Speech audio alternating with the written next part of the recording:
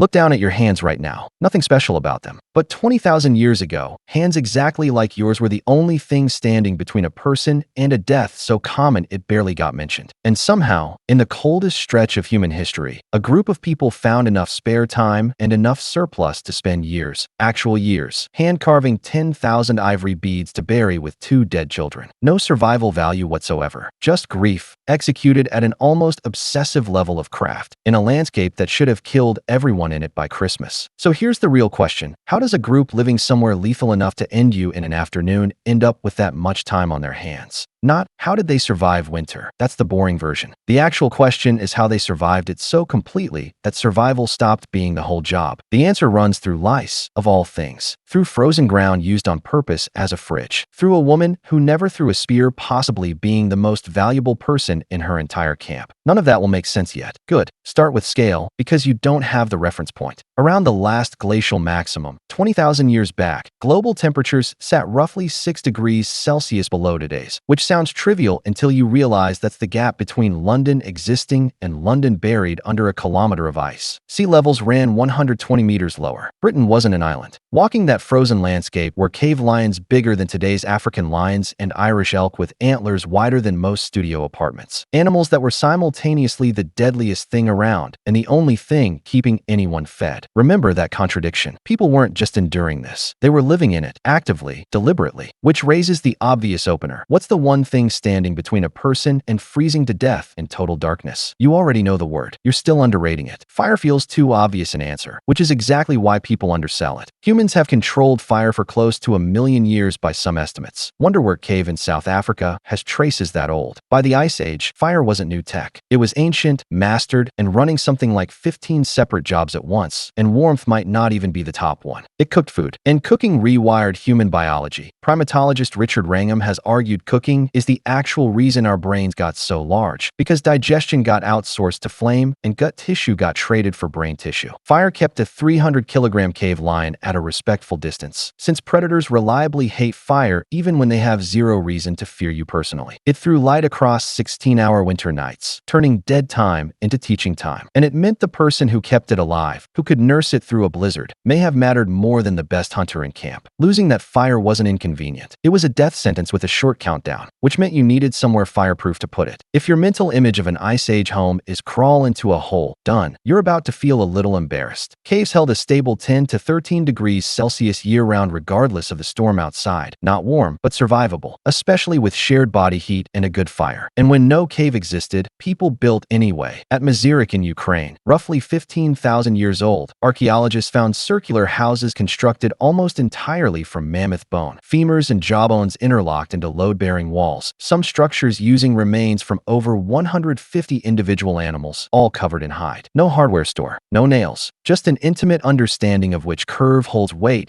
and which joint needs bracing. These weren't emergency shelters. Hearths and tools inside show people actually lived in them. And none of it worked without people. Modern culture loves the lone survivalist eating a beetle for the cameras. Ice Age humans did the opposite, deliberately. Bands of 20 to 50 people tied into networks of hundreds more, because winter left zero margin for error. You needed the butcher who could extract every calorie from a carcass. You needed the elder who remembered the brutal winter 15 years back, and which valley still held dear when everywhere else went silent. That elder wasn't dead weight the group tolerated. She was a library, and the long dark nights were when that library got read aloud, over and over, until the knowledge belonged to everyone. Which explains community. It explains almost none of the beads, because underneath it sat a much colder problem. You're a naked ape. No fur worth mentioning, and an unclothed human in sub-zero air loses heat faster than the body can replace it. Hours, not days. The fact you exist instead of being some better insulated cousin's footnote comes down almost entirely to clothing. Scientists actually dated this using lice. Body lice only survive in fabric, not on skin, and genetically split from head lice about 170,000 years ago, meaning that's roughly when humans started regularly wearing something. By 34,000 years ago, that had become genuinely absurd craftsmanship. Bone needles with eye holes barely a millimeter wide, so precise that modern researchers using period tools still struggle to copy them, which loops straight back to that grave. Those 10,000 beads weren't scattered. Reconstruction shows a full layered clothing system. Inner, insulating, outer, hoods, boots, essentially the exact system mountaineering guides recommend today, arrived at through nothing but generations of trial, error, and who lived to pass it on. So a group with sub-zero survival gear this refined, shelter this stable, and specialists this deep wasn't scraping by. It had genuine surplus. And surplus, in an ice age winter, is the hardest thing on the planet to generate. Staying warm alone can spike your metabolism 50% just fighting to hold core temperature, which is why fat, not protein, was the single most valuable substance in this economy. A mature woolly mammoth could carry 500,000 calories, enough to feed 25 people for weeks, but hunting one meant driving 6 tons of tusked animal into boggy ground through coordinated group ambush. And once you'd won that jackpot, you needed to keep it from rotting. So people dug storage pits straight into permafrost, using the planet's own deep freeze on purpose, months before refrigeration existed as a concept anywhere else on Earth. Stack all of it together. Fire freeing up 16 hours a day, shelter that didn't need rebuilding, specialists who didn't have to be good at everything, clothing that stopped frostbite from eating into working hours, and a mammoth kill stretched by permafrost into months of stored calories.